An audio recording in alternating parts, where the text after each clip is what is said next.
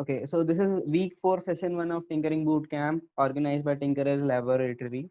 So we'll start. Today we'll look at a new board uh, called Raspberry Pi. For the people who do not know what Raspberry Pi is, it is a credit card sized computer, you can say. It is so small that it fits in your hand perfectly. It is about the same size as that of Arduino, but it is capable of running a full-fledged desktop type system, a complete OS and everything like that. Raspberry Pi was designed or invented or produced as a need in the United Kingdom to help the people living in villages in the rural areas to have hands-on experience on desktops or on computers. So it was designed to make a bridge between urban and rural people for technology. So the main motive of building Raspberry Pi was initially was that, but later it came in hands of hobbyists and it entered the world of robotics and projects. On the top of the Raspberry Pi, as you would see, there are GPIO pins. These are like the pins that were there on the Arduino and the Node MCUs. So apart from using Raspberry Pi as a desktop, you can also use this as Arduino or Node MCU that you were using before using GPIO pins. But unlike Arduino and Node MCU, on the GPIO pins or on the side of the GPIO pins, there are no labels that this is GPIO pin 1, this is ground. So how to identify them? We'll look at that a bit later. But as you would see now, there's a full-size HDMI port, a micro SD, micro USB port for plugging in the power. There's an audio jack. There are few USB 2.0 ports and an Ethernet port too, and we'll again look at that in detail a bit later. So this is this board is capable of working as a basic or a classic desktop too. So what are the specifications? This board basically runs at Cortex A53 64-bit processor running at 1.4 gigahertz. The version I'm using here is a Raspberry Pi Model 3B Plus. There are many other models available. The latest one is Raspberry Pi 4, but we are using Raspberry Pi 3B Plus. The image that you see on your screen is of Raspberry Pi 3B Plus, and the specifications are also of the Raspberry Pi 3B Plus. So the specifications are: it has Cortex A53 64-bit processor. It has 1 GB DDR2 RAM, which is quite big for such small board. It has inbuilt Wi-Fi, Bluetooth. It has 40 GPIO pins. It has a full-size HDMI port. It has 4 USB 2.0 ports. As a desktop computer. So the Raspberry Is Pi there, 4. is there anyone whose audio is on? Uh, no, you can continue. All right. So it has a designated camera port and a display port apart from the USB ports. This camera CSI and DSI that you see on your screen mentioned in the bullets are the ports to connect official Raspberry Pi camera and official Raspberry Pi touchscreen display to the Raspberry Pi. If you want to connect your own monitor or your own TV or your own webcam, there you can connect it to the HDMI ports or the USB ports. But there are separate designated ports given for the specific Raspberry Pi official camera and display. There's also a audio jack, audio port for 3.5 audio jack. There is a micro SD port at the back of the board. I would uh, I would let you see that on my board a bit later. You can power this up by a 5 volt 2.5 ampere DC charger. You can also most of the phones use this rating of charger, and the port is also micro USB port, so you can use your phone charger for it. It has also Ethernet port and it supports PoE, so that you can power your board through the Ethernet port as well. So what is this capable of doing? You can use this Raspberry Pi, this chip, hand size credit card chip, as a general purpose computer. In most of the places, like the reception of some office or reception of some hotel, the only task they have to do on the computer is registering in the Word document or Excel sheet or surfing through the internet. That's all. That's the basic job that a computer have to do in such places. There, instead of having a full-fledged big computer that's quite Connected. expensive, you can use the Raspberry Pi instead. The cost of Raspberry Pi is really less as compared to the traditional desktops that we use. The cost of the 3B plus model that I'm using right now is 2500. So it's really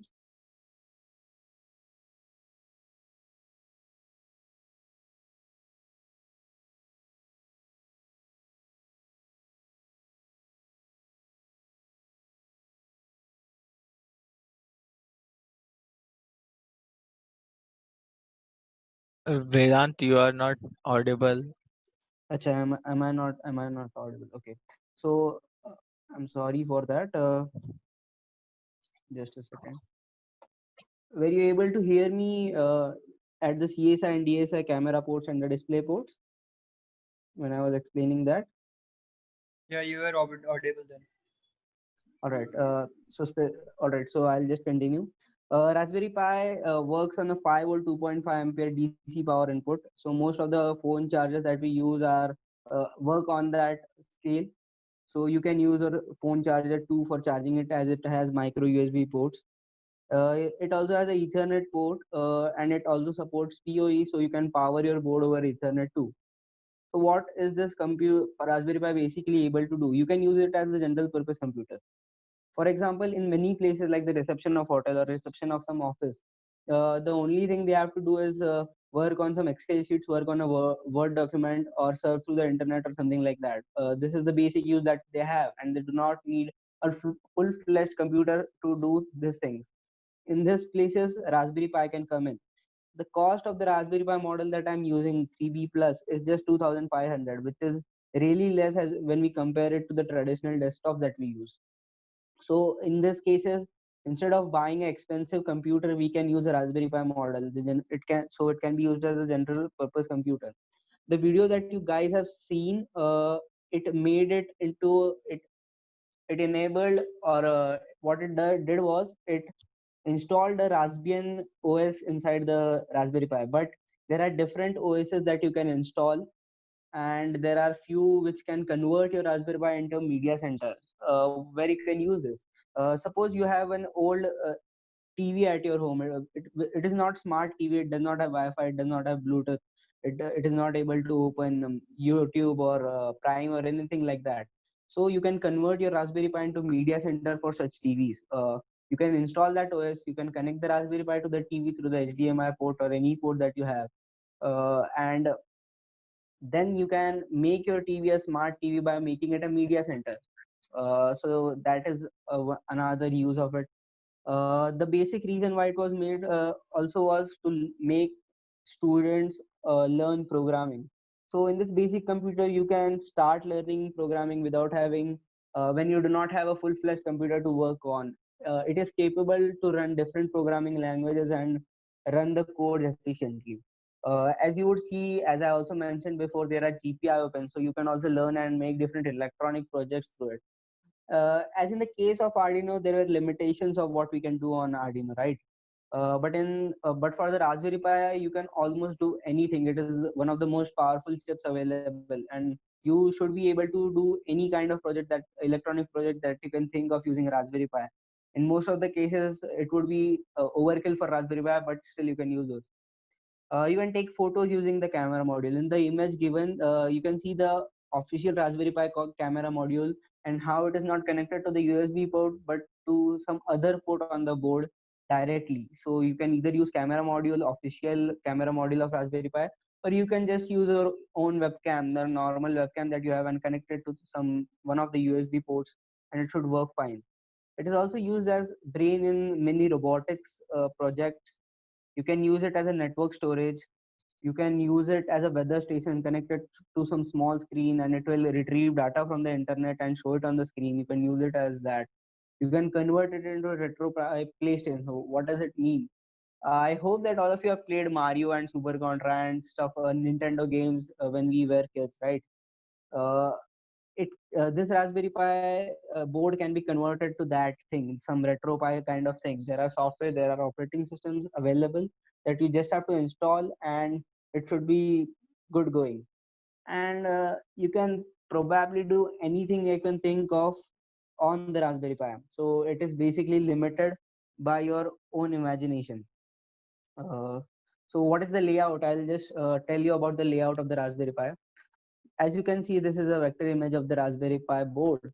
On the top, there are 40 GPIO pins, so you can use it in the electronic projects.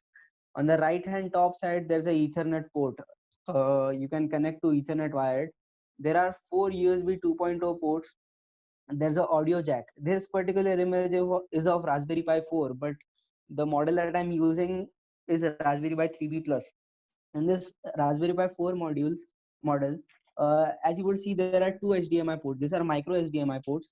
So Raspberry Pi 4 is able to handle two monitors or two screens at a time. So that and it has up to 4 GB of RAM. So it is really powerful. But the model I'm using has one full size HDMI port. It can be powered using micro USB port, as you can see on the bottom left. It also has a micro SD card slot uh, at the back side of the board. And on the left middle, you would see another port just like a camera module port. That port is for DSI, as I mentioned, the official touchscreen display of Raspberry Pi. Okay. Uh, as I've told before, the GPIO pins are not labeled on the Raspberry Pi. So how do you remember them? There's this image for your reference. There are ground pins, there are 5-volt pins, and every other pin just outputs 3-volt supply. So you would not be able to remember this, right? And every time you have to make any connection, you would not have this image. Either way, you can have this image, or I'll later show you another method so that you would not require this image but would be able to work on this. So where can this GPIO pins be used? As we used it in Arduino and Node MCUs, we can use it for that same purposes. We can turn on and off the LEDs and do everything we did for Arduino and Node MCU using the Raspberry Pi 2.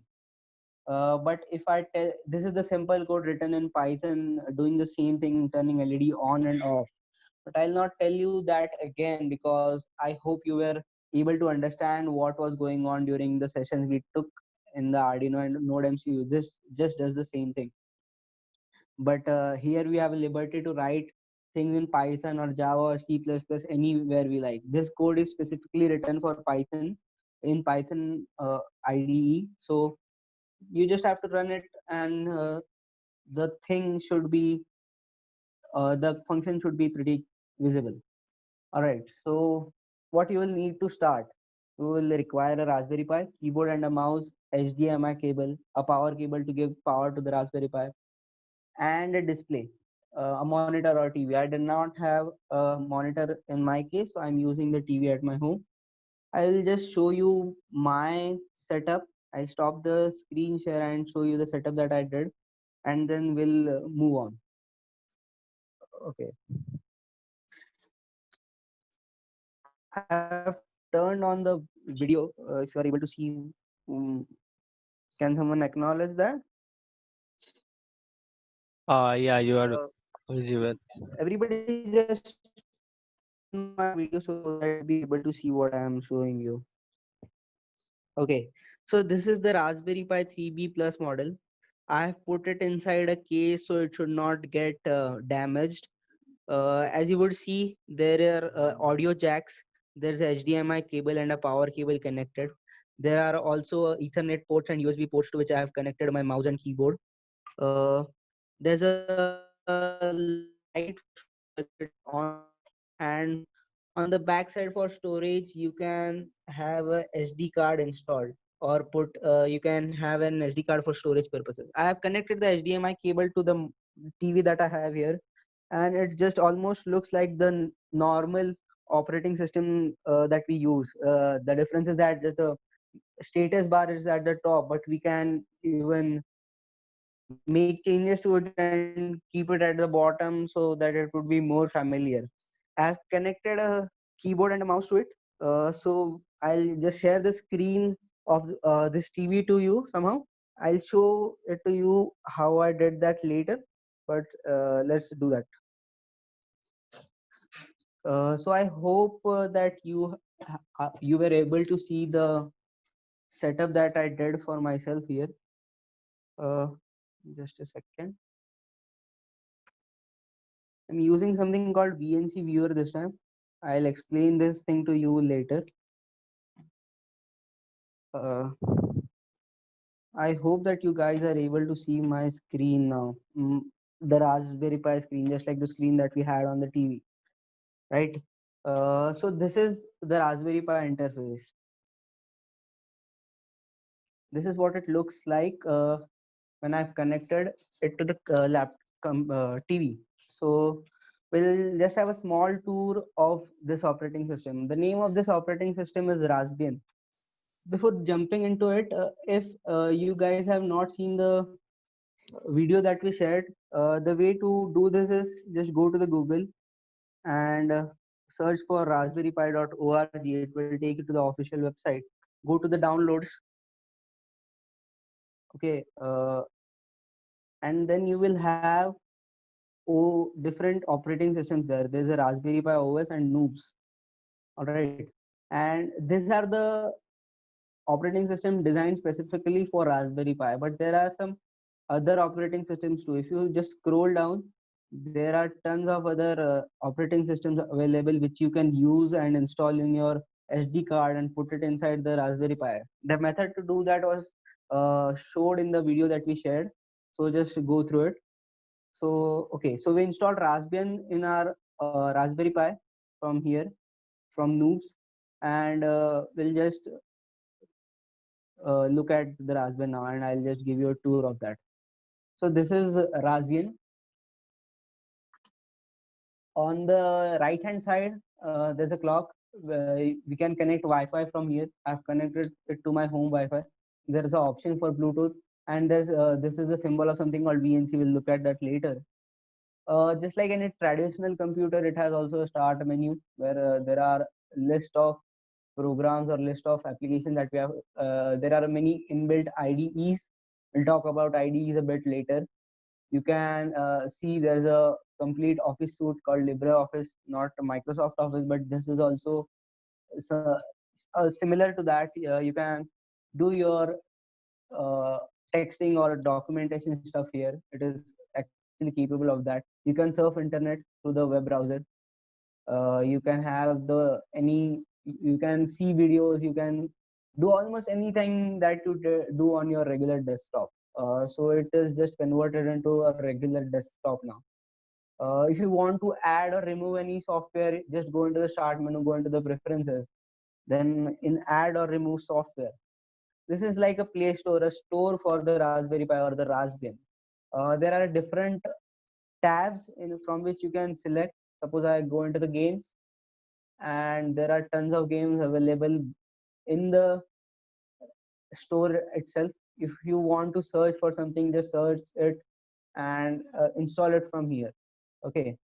While showing you games, if you go in the games, there are some inbuilt games, and there's something called Python games.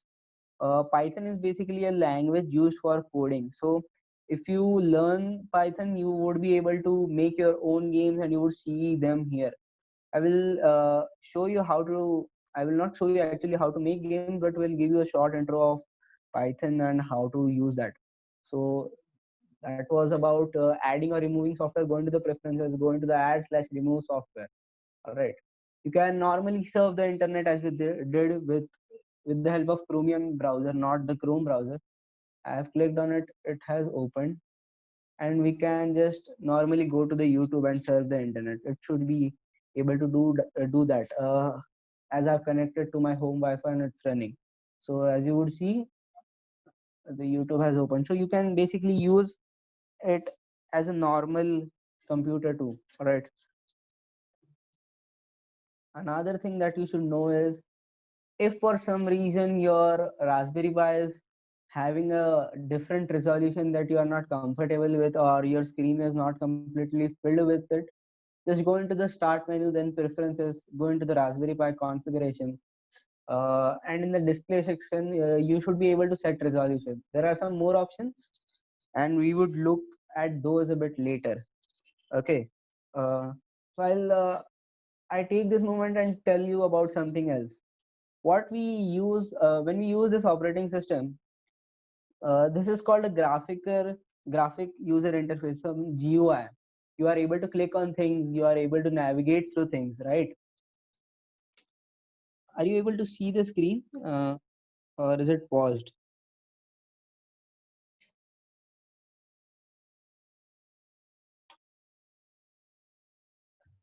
The screen is visible. It's showing attempting to reconnect to VNC server.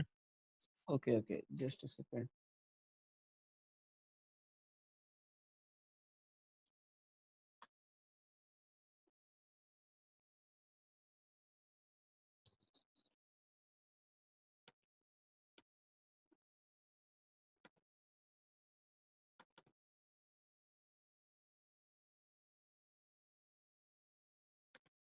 It should be visible now.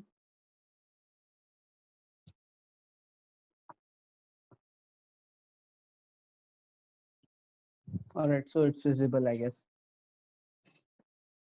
So what we are trying to do, what I was trying to say was, we are using some graphical user interface. What does it mean? So we are able to hover around in the start menu, hover around to some application and open some files and things like that. This is called graphic user interface. But before there was graphic user interface, there was something called CLI, command line interface. So thing you have to do, you had to do it through the command line interface. In your Windows computer, you would have command prompt for this. In the Raspberry Pi or in Linux, we have terminal. In the Mac, we have shell, and there are CLI present, still present. You can do almost anything you were able to do by clicking or doing stuff with your mouse and keyboard by input. By giving input, you would be able to do those through the CLI as well. In this case, the terminal. So just to make you a little bit comfortable, I'll be telling you about few of the functions that are present in the terminal, some basic functions. Most of you would be knowing them, but I'll still tell about a few functions so that everyone should be at the same page. So there are few functions, I'll tell you about those. If I write pwd and hit enter, it will show me where am I currently in my where am I currently. I'm in home/pi. I'm not on the desktop as it says, right? So if I want to go into the desktop, what PWD does is it tells you where are you currently. So using CD, you can change the directory. So you can go to some other directory. Suppose I want to go to the desktop. I will write CD and then I'll write DES and then I'll hit tab. So it will automatically complete the uh, complete the word, and we can hit enter and go to the directory. If you would see in the blue font there, now we are in the desktop directory. Just to confirm, I will again write pwd and hit enter, and it should show me that I am in home, then pi, and then desktop. If I want to see what are the things available on the desktop, right, by seeing at the graphical user interface, I see that apart from trash, there are three files, one folder, one and two text files, right? How should I look at them? If I hit ls, it will show me the list of things that are in that particular directory, in this case the desktop. So it shows us there are three things: hi and hi name text file, a new file which is another directory, new file would be another directory, any folder is called a directory in this case, and a z named file. So if I want to see what else is inside the desktop, instead of ls just shows what is present inside that particular directory. If I write tree and hit enter, it will show me a tree based thing, right? It will show me hi, what is inside the new file, it will show me that too, and another file z. So I hope that this thing is clear. uh, right now it shows that I am in the desktop directory, right? Just to confirm, I'm writing pwd and hitting enter. So yes, I'm in desktop. What if I want to make a new directory or a new folder? There's a command for that, make directory. So I'll just write mkdir. This is make directory. I will name that directory as TL for Tinkerer's Lab, right? And hit enter. If you see on the screen, there is a new folder named TL made in the desktop, right? If I want to remove that directory, I can type rmdir and then the name of the directory and hit enter, and the TL name folder is removed. All right. So these were some functions. There's also a function called sudo that you would many a times come across. Sudo function is used when you have to give a command through the main super user. What does the super user mean?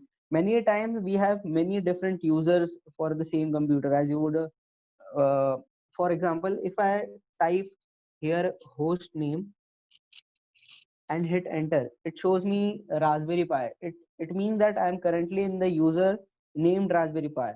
I can create a new user with my name Vedant, and it would just tell me the host name then. But the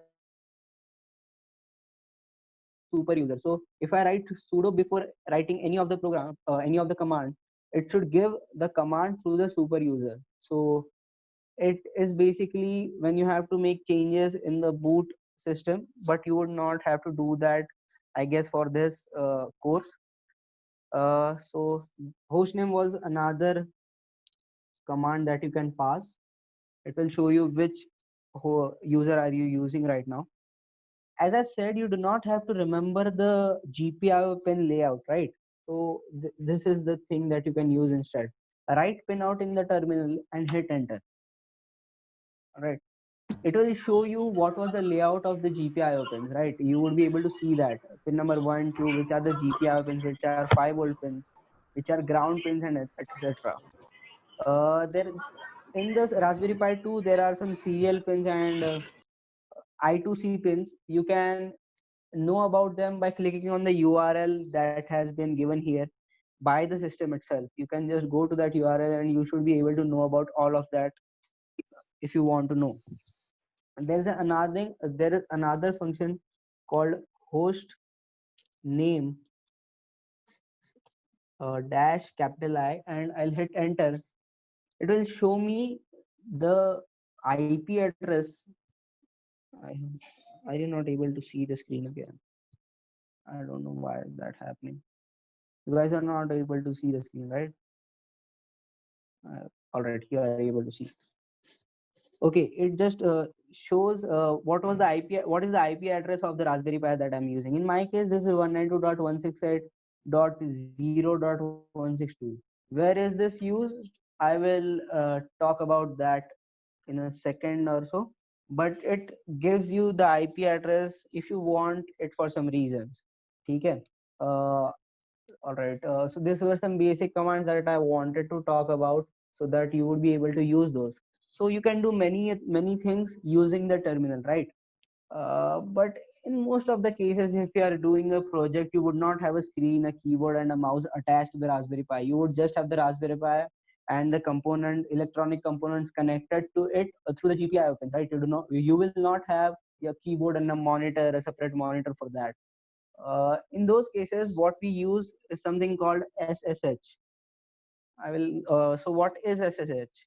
SSH is a function that allows you or gives you access to use the command line interface of Raspberry Pi from any other computer wirelessly. So how to do that? Just go into the start menu, go into the preferences in the Raspberry Pi configuration, right? In the interfaces, there is in the second thing is SSH. Right now I have enabled it, but by default it would be disabled, right? So you would have to first enable that thing. Once you have enabled it, uh, just open the command prompt in your Windows computer. Okay, type SSH at pi, and then the SSH pi at, and then the IP address of the Raspberry Pi. I'm not so to know the IP address of Raspberry Pi, I'll write hostname slash hostname slash I and hit enter. So now I'm able to see what is the IP address in my command prompt in my Windows, I'll write SSH space pi at and the IP address of my Raspberry Pi. As you can see, the command prompt is opened in my Windows computer, and you were able to see my Raspberry Pi or Raspbian screen using some other software, which I'll talk about later. But even if this Raspberry Pi screen was not opened in this, and we were just using the command prompt in the Windows, we would be able to do that. I've written SSH space pi at and the IP address, and when I hit enter, it will just do something on its own, and it is asking me for the password. I have set my password to something. I have put in my password and hit enter, and now I'm inside the CLI of the Raspberry Pi. As you would see, there is something called pi at Raspberry Pi and a dollar sign written. So it means that I am currently in the CLI of the Raspberry Pi. So just to show you if it if it is actually running, I'll just close the terminal in the Raspberry Pi window, and this is the command prompt of my Windows laptop. So I'll just check where am I by writing pwd. I'm in the home/pi. I want to go to the desktop just to see if I'm able to do all those functions through here. So I'll just make a directory again, name it as TL and hit enter.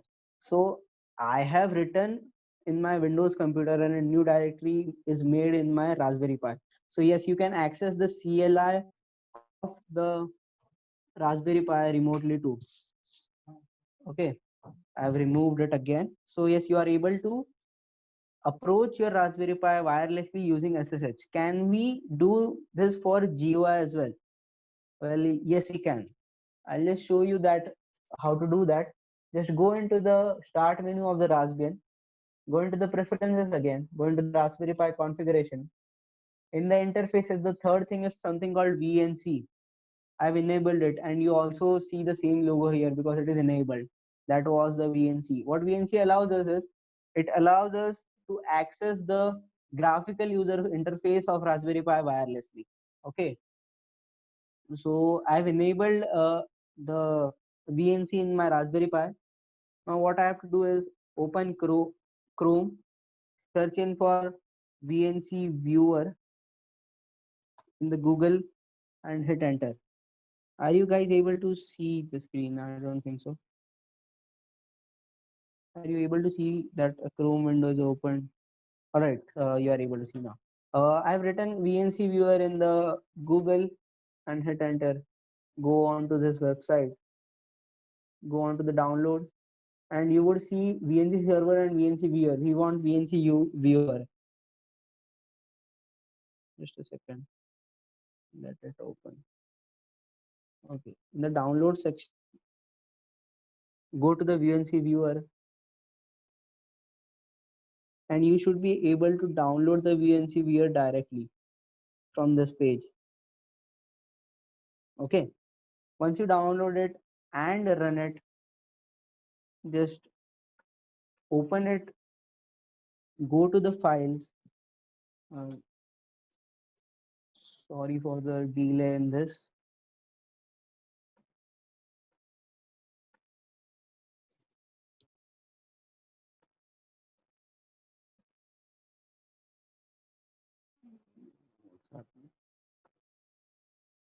So yes, go into the file section, go to the new connection, type in the IP address that we have. We have something called 198.168.0. Something, something, something. Give it some name and then hit OK. Once you do that, it should be available on your screen, right? So to now reach out to that, you just have to double click and it should say connected to RPi. And in a moment, it should open the same window, same in, in my TV. I'll just show you that. I'll stop my screen. I'll turn on my video. So are you guys able to see what I'm showing you? I hope yes. This is the Raspberry Pi running on my monitor, right? And the same thing is also running on my laptop wirelessly. I have no wires connected to the laptop except the charging cable, and the same window is appearing here. So if I just open the start menu inside my Raspberry Pi, it should be open exactly at the same time in my Windows too. So this is what VNC does. It allows you to connect to the graphical user interface of the Raspberry Pi in lifetime wirelessly. All right. So that was about SSH and VNC. We have almost covered the tour of the Raspberry Pi right now, and you can just roam around in this and see if you like this. But there's no such need. For someone asked in the Telegram group that should we install Raspberry Pi and Raspbian in our computer using VirtualBox. I would suggest that there is no such thing, there is no such need to do that, because most of the thing that you will do on Raspbian, you should be able to do it on your Windows computer too. So we'll be teaching you about a few things from now. A few projects. Connection happens over Wi-Fi. Actually, the connection does not happen over. Connection happens over internet. Even if I'm not connected to the same Wi-Fi, this thing should work. All right. So there is no such need for you guys to install Raspberry Pi. I guess my laptop is disconnected from Zoom. I'll share a screen in a second. Just wait.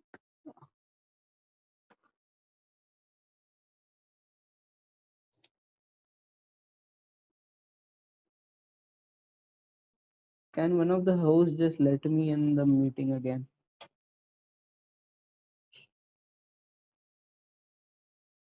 I'm sorry for this. So until it connects, I'll tell you what we are gonna do next. So there is no such thing. There is nothing that you have to install right now. The things that we are going to teach you from now on, you should be able to do on your own Windows computer by just connecting to the internet and having a Python installed in it. What is Python? Python is a programming language. So you should be able to do that. Uh, can you also give me the sharing rights, Bhuvan?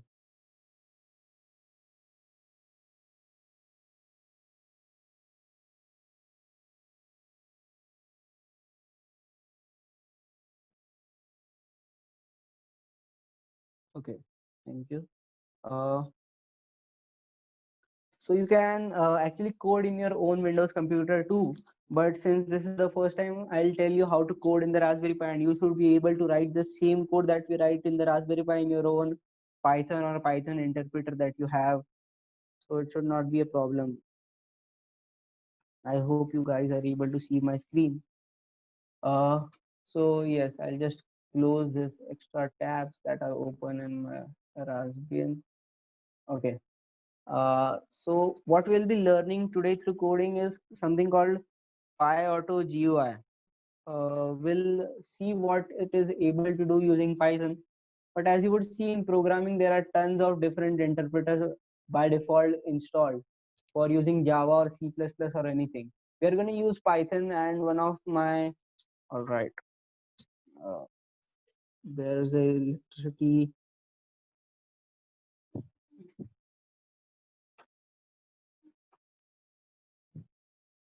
Hello, am I audible? Yes, you are. Actually, again, the electricity as at my home is cut off and my Raspberry Pi has turned off. So we have almost completed what I had to show you on the Raspberry Pi. So I'll just tell you what Windows computer itself. So it should just work the same in the Raspberry Pi 2. If if the electricity comes back, I'll show that too in the Raspberry Pi also. So in the Raspberry Pi, we were gonna use Thorny, but I do not have that. in my laptop. So we'll be using some called Vedant, please turn on your screensaver.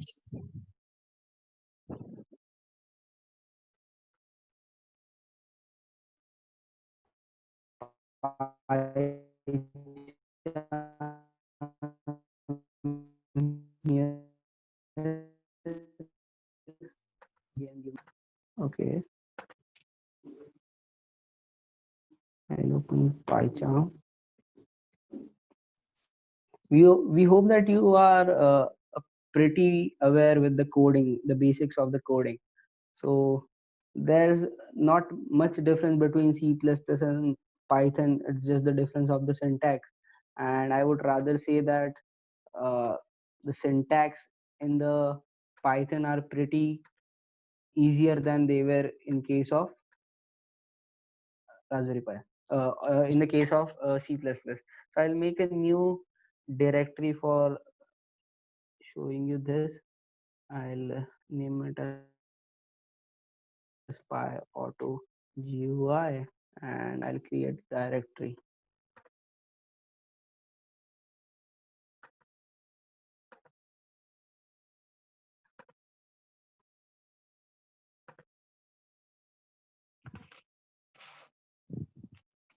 So this is PyCharm. There are different kind of interpreters that you can work on for doing for writing Python codes.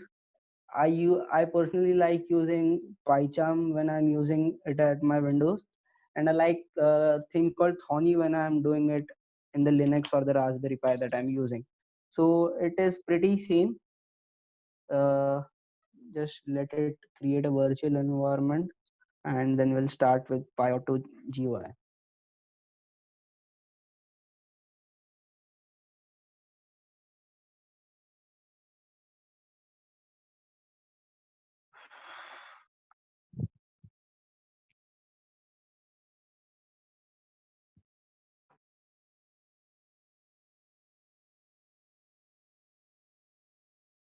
Until it creates this environment, I'll just tell you one more thing.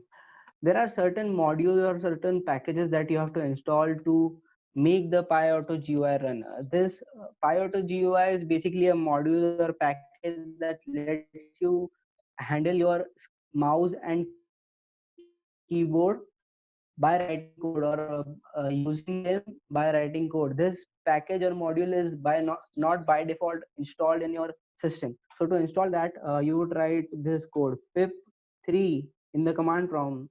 Since I have my first, you have to install Python in your computer. Then you have to write pip3 install PyAuto GUI and hit enter. Then what pip does, it will install the PyAuto GUI library inside inside your system. I have already installed it, so it is saying that requirement already satisfied.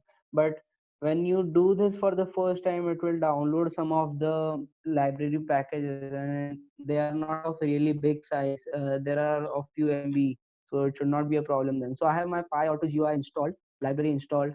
I will create a new Python file. What's happening? A new Python file. I'll name it as learn. So we'll be looking at some of the functions that we have in the PyAuto GUI. First, just like in the C++, we used to include certain packages, right? In this, in Python, we have to import such packages. So I am importing PyAuto GUI. Okay. So I have imported PyAuto GUI, but it is showing a red line under this. So I guess there's an error, and PyCharm is not able to recognize what PyAuto GUI is. But we'll leave that for a moment. And there's a function called PyAuto GUI dot size. All right. So we'll try and run this code and see what happens. So I have run this code, and the error says there is no module named PyAuto GUI. So supposedly we have downloaded a PyAuto GUI, we have installed it in the system, but but for some reason PyCharm is not able to locate that. So to solve this problem, we'll go in File, we'll go into the Settings, and in the Project tab, we'll see the Project Interpreter. As you would see, it shows what are the packages installed. There is no such thing as PyAuto GUI installed in this. To do that, in the PyCharm, click on the install button that we have on the right side here. Okay, I'll click on that. In the search bar, I'll search for PyAuto GUI. Select that and click on install package. So it should install that package, and after it has installed that, we should be able to run this code smoothly, and it would not show us the error occurred when installing package. If something like this happens and error occurs while installing the package, there is another thing that you can do. Just close this. Instead of using the interpreter of PyCharm, I'll use the basic interpreter that I have installed in my system. And since we had installed the PyAuto GUI through the command prompt, it should be available. Uh, just a second.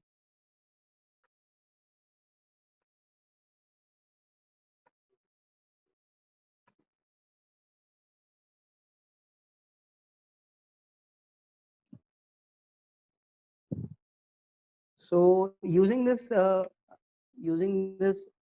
library is just an example to show you what we can actually do using coding. Wait a second, for some reason my Wi-Fi is again disabled.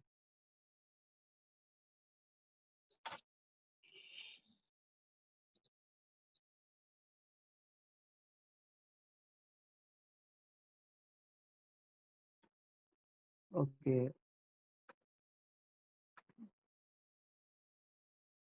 Bhuvan, just give me the sharing screen rights.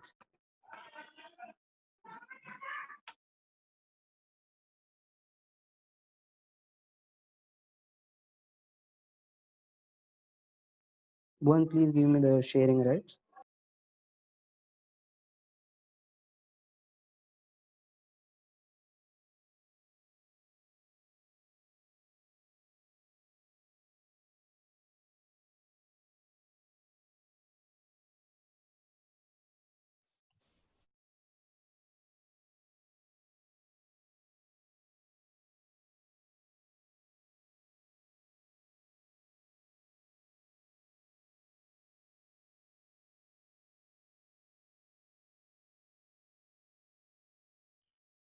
Hello, Vedant. Okay. So the thing was, it was not able to install PyAuto GUI and PyCharm. So instead of installing it, we can use the default Python that we have installed inside the system, and it will have the PyAuto GUI because we installed it using CMD command line in the Windows command line. Okay. So we'll just click on apply and then okay. And now if we run this code, it should run properly. Okay, I'll have to print this.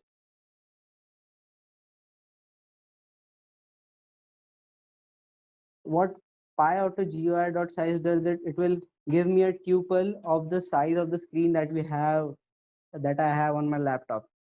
So I'll run this code, and it shows me what is the width and what is the height of the screen I'm using. So this is one of the functions that is inbuilt in the PyAuto GUI. So every time that I have to use a function inside PyAuto GUI, I would have to write PyAuto GUI dot and then write the function. To get free of that thing, I would write import PyAuto GUI as PAG. I'm writing PAG as a short form for PyAuto GUI, and then instead of writing complete PyAuto GUI dot size, I would just write PAG dot size, and it should work the same. As you would see, it works just the same. So what PAG dot size returns is, it returns the size of the screen that I am on right now, right? There's another function called pag dot position. I've written it. Okay, so what it does, it will give you the x and y coordinate of your mouse pointer. I am currently keeping my mouse pointer on the cross, right? And if I run this code, it should give me the coordinates of that cross. So yes, it is giving me x coordinate as 1886. It is almost the end of the screen and the starting of the y-axis. So what position function does is it gives me the position of the where is my mouse right now. There is another function called pack dot move to. This function takes three arguments: the x coordinate, y coordinate of the point on the screen where you want to move this. I'm keeping my mouse here around here, if you are able to see, and we have at the bottom the x and the y coordinates of the x arrow on of the pie chart. So I would move my pointer using this command to the point 1886 comma 21. The third argument that you can pass is the duration in which you have to do so. I'll keep the duration as 0. Not 0.5 seconds, 1 second. So you will be able to see that. If you would see, I am keeping my mouse right here, right? And if I run this, it should move automatically, slowly move the mouse to the cross arrow of the pie chart. So I have run the program and it is slowly moving the mouse on its own to the cross. I was not using mouse here. It did it automatically. So if you were not able to see it, I'll run it again. I'm keeping my mouse here. If I run the program, it will move my mouse to the X arrow by itself in a time period of 1 second. This was another function. There is another function called drag to. What this will do, it will drag the mouse from the point where it is on the screen to the X arrow or to the position that you have mentioned by clicking it or dragging it. We will not do that here. Let me just show you a little part of my desktop as well, so we can have something done with it. Uh, so if you would see my desktop, we are able to drag this, right? We are able to drag some image. So before dragging this, I'll just write pag dot position and keep my mouse on this GPIO icon and run the code. It shows me the x and y coordinate of this icon. So I'll use this and drag this icon to some different place. All right, I'll just write this down, 165 space 62 as a comment. And suppose I want to move this icon to around here. So I'm again running the function to know the coordinates of these points. The coordinates of these points are 325 454. So now I'll use the drag function. You do not have to print the drag function. Pag dot drag and drag to. The basic thing that why do we use interpreters? It makes coding a little easy. As soon as I write dr, it shows me the option that I can have. So I would just go to the drag to, select that and hit enter. Drag to, again I'll pass. First I'll have to move to that point, move to that icon. So I will write move to 165 comma 62. And even if you do not pass the duration statement, it is all right. It is an optional argument. I'll still pass that. Then I'll write pag dot drag to and pass 325 comma 454 comma again a duration of 1 second. And I'll keep my mouse around here and I'll just run the function, run the code. So my mouse will go to that point, it will drag it and it will keep that here. If it is visible to you, it has done this thing on its own. So I've written just the code for that. So there are some more functions. There is a function called click. So what it will do is it will go to that point and click on that point. It just takes two variables, the x and the y coordinate. I'm writing pack.click. It will go to this GPIO icon and make a single click. I'll run the code. It went and clicked on it, and it got selected. There's some other functions too, like type, write, and something, but we'll look at that a little later.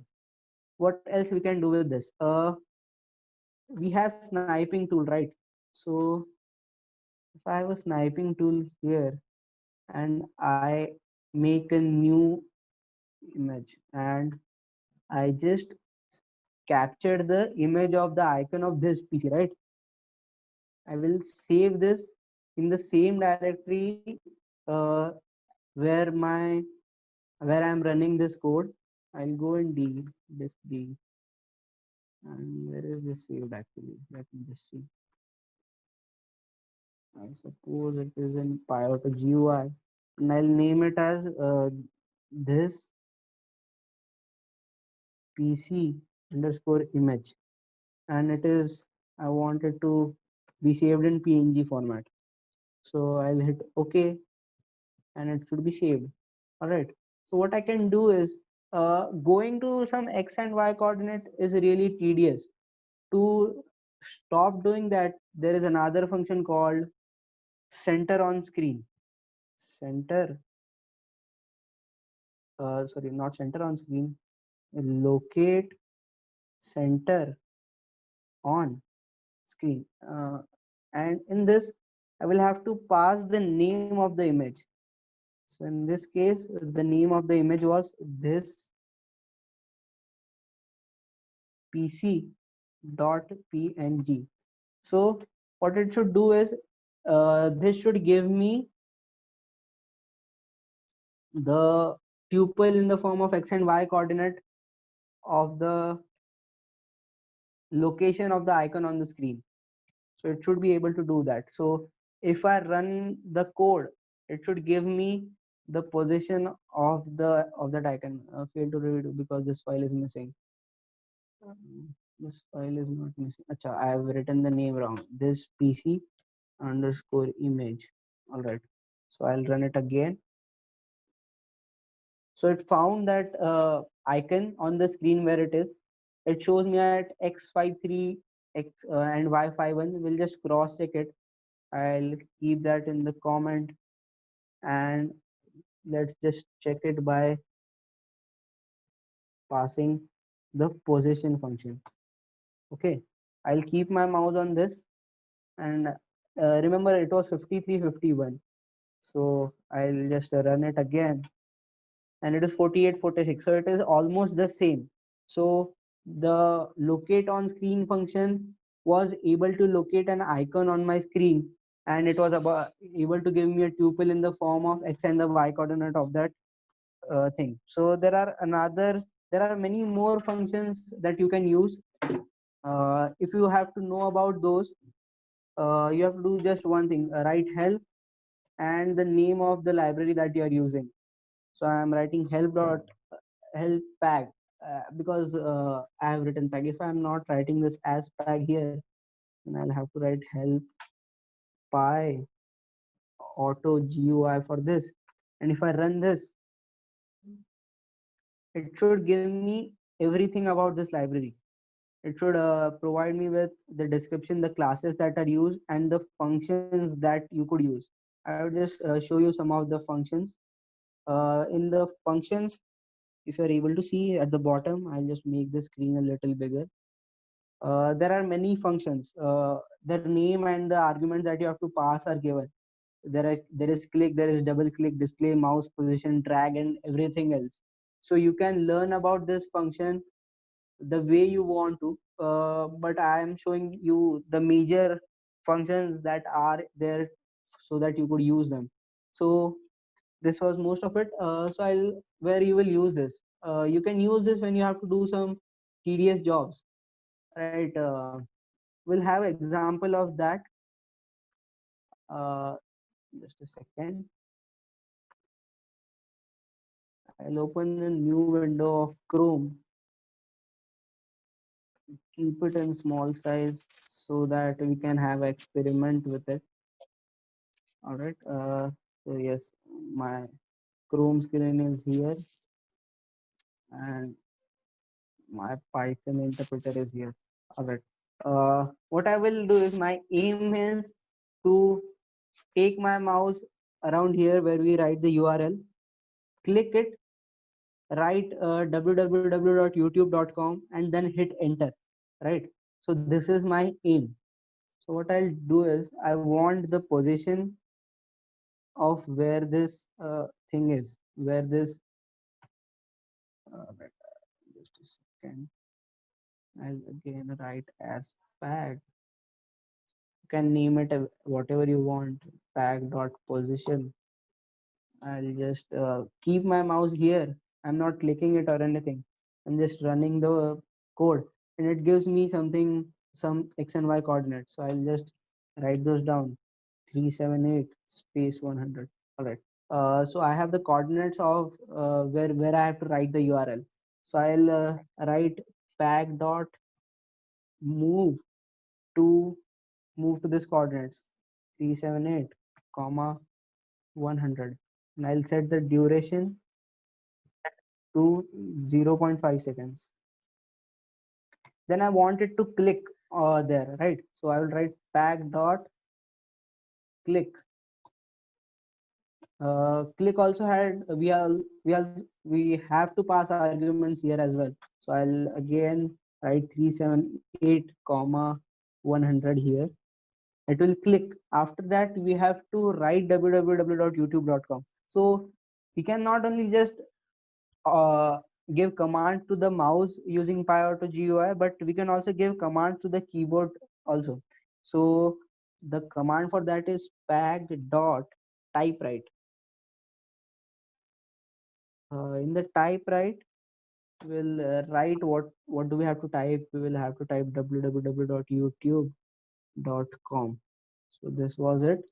It will go there, it will click, it will type.